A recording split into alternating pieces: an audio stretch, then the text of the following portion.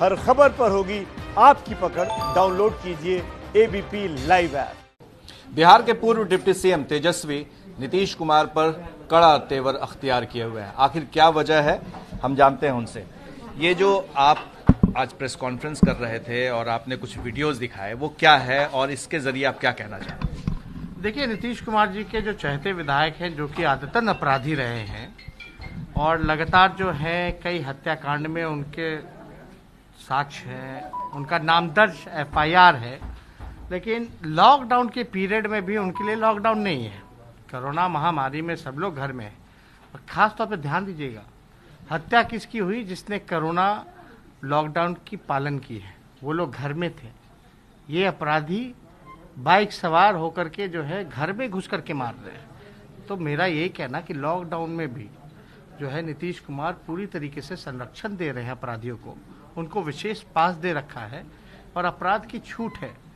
और लगातार एक आध मामले नहीं, हम लोगों ने देखा है कि रामाश्रय सिंह कुशवाहा जो हैं और यहाँ तक जो बीजेपी के जो नेता रहे हैं उस जिले के, शिव कुमार उपाध्याय, उनको डराना धमकाना, जो बीजेपी के वरिष्ठ नेता रहे कृष्णा शाही हत्या के भी वो आरोपी हैं, अनिल तिवारी और आपके अनिल शाह से लेकर के आप राजकुमार शर्मा, उपेंद्र सिंह कुशवाहा, जेपी चौधरी जो भी हुआ, और एक सरकारी पदाधिकारी जो अख्तर थे, उसकी पत्नी ने भी पप्पू पांडे पर आरोप लगाया। कंस्ट्रक्शन कंपनी से भी जो है उन्होंने रंगदारी वसूलने का काम किया और ये लगातार जो है नीतीश कुमार प्रोटेक्शन देने का काम कर रहे हैं।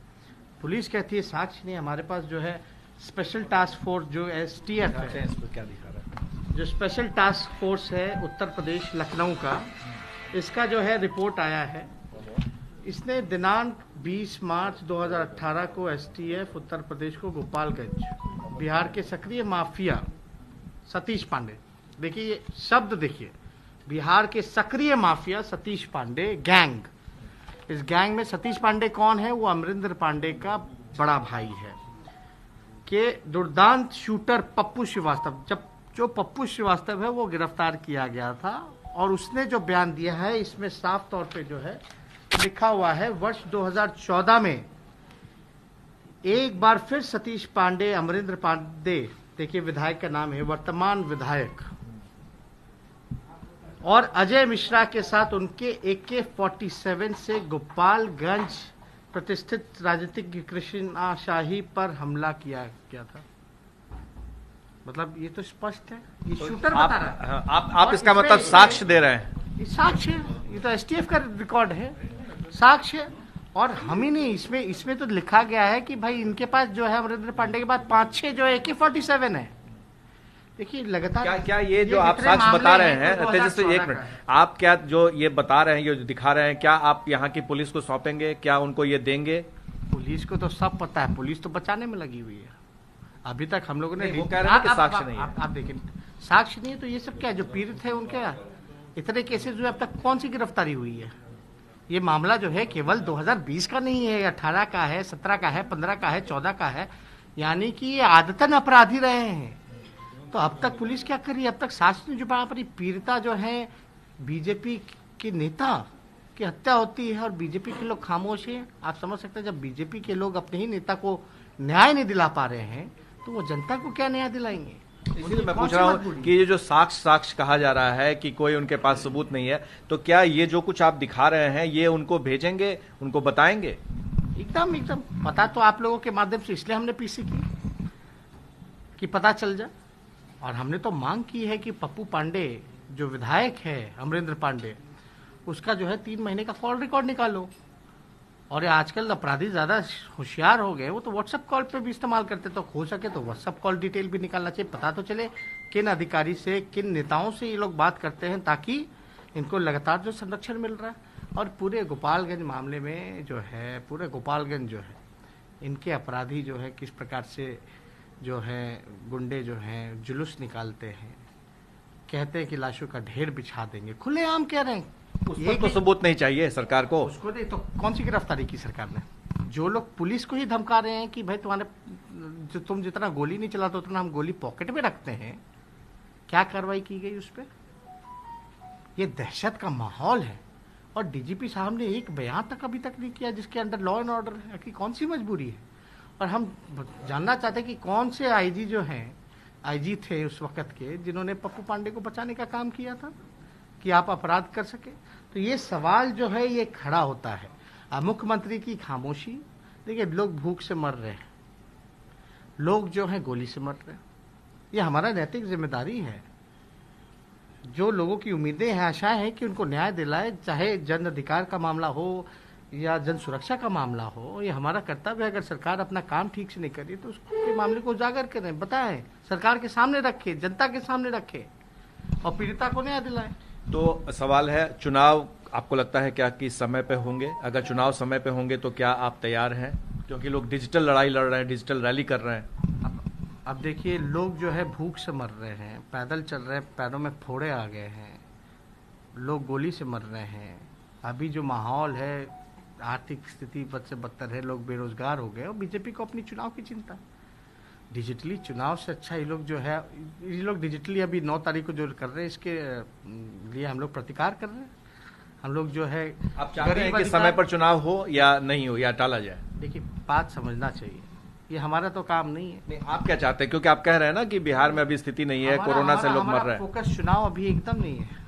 समय पर होने चाहिए या नहीं होने चाहिए? तेजस्वी जी, एक सवाल है, क्योंकि लोग जानना चाहेंगे। तैयारी होगी, आपके कार्यकर्ता भी तैयार होंगे इसके लिए, तो उसी हिसाब से तैयारी करेंगे। अगर आपका वर्जन आ जाएगा कि चुनाव समय पर होने चाहिए या टल देने चाहिए? अभी इस मामले में इलेक्शन कमीशन ने कुछ भी नहीं बोला है।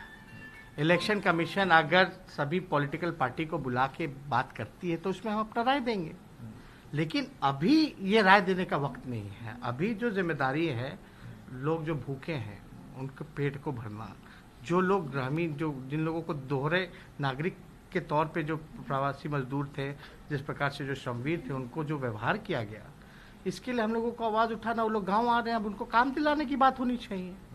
अब कोरोना से तो महामारी से अब लोगों को लड़ना ही है, लेकिन बिहार में क्वारंटाइन सेंटर से लेकर के क्या व्यवस्था रही, हर व्यवस्था में सरकार फेल रही। ये मांझी जी आपके खिलाफ बोल रहे हैं, उपेंद्र कुशवाहा कह रहे हैं कभी कुछ कभी कुछ, तो क्या महागठबंधन में कुछ गड़बड़ हो गया है? आप सबको साथ लेकर नहीं चल रहे हैं, ऐसे आरोप लग रहे हैं। लॉकडाउन का पीरियड था, किसी से बातचीत हो नहीं पाई। आप सबसे बात करेंगे? अब बातचीत चलती चलेगी, जगदा बाबू को बोलेंगे, हमारे जो प्रदेश अध्यक्ष हैं, लोगों से बात करें।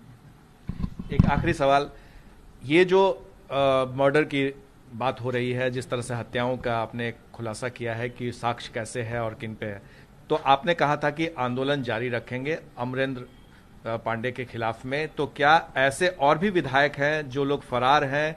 क्योंकि आप पर आरोप लगा रहे हैं कि आपके जो विधायक अरुण हैं, अरुण यादव, वो फरार चल रहे हैं, उनका कोई पता नहीं है, कोई कुछ बोल रहा है, तो आपको लग रहा है कि ऐसे विधायक को, चाहे वो किसी दल के हों, सब पर कार्रवाई होनी चाहिए? देखिए, अपराधियों का एक ही जात और धर्म है, वो अपराध है, बात समझ लेना चाहिए। और पुलिस प्रशासन किसकी है? एनडीए की है, भी सरकार है, उनके अंतर्गत आती है। हमने तो किसी को रोका नहीं।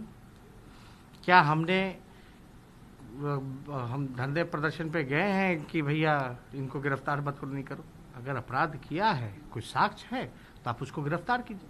अगर गिरफ्तार अब तक नहीं हो पाया है कोई भी, चाहे कोई भी पॉलिटिकल पार्टी का हो, मेरे हो, बीजेपी के हो, या जेडीयू के हो, या कांग्रेस के हो, तो ये फेलियर किसका है?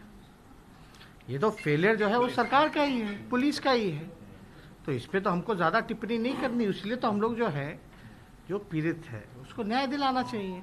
और सरकार की क्या, विपक्ष की भी, सत्ता हो या विपक्ष हो, सबकी जिम्मेदारी है कि जनता के साथ खड़े होकर के जो पीड़ित है उसको हम लोग न्याय दिलाएं। लेकिन सरकार की कोई मंशा नहीं नजर आ रही है। आखिरी सवाल, क्या ऐसे लोगों को इस चुनाव में टिकट से वंचित किया जाना चाहिए जिन पर इस तरह के गंभीर आरोप लग रहे हों? देखिए, इसमें तो सुप्रीम कोर्ट जो है, उनके सारे आदेशों का हम लोगों ने स्वागत किया। आप सुप्रीम कोर्ट का गाइडलाइंस पढ़ लीजिए।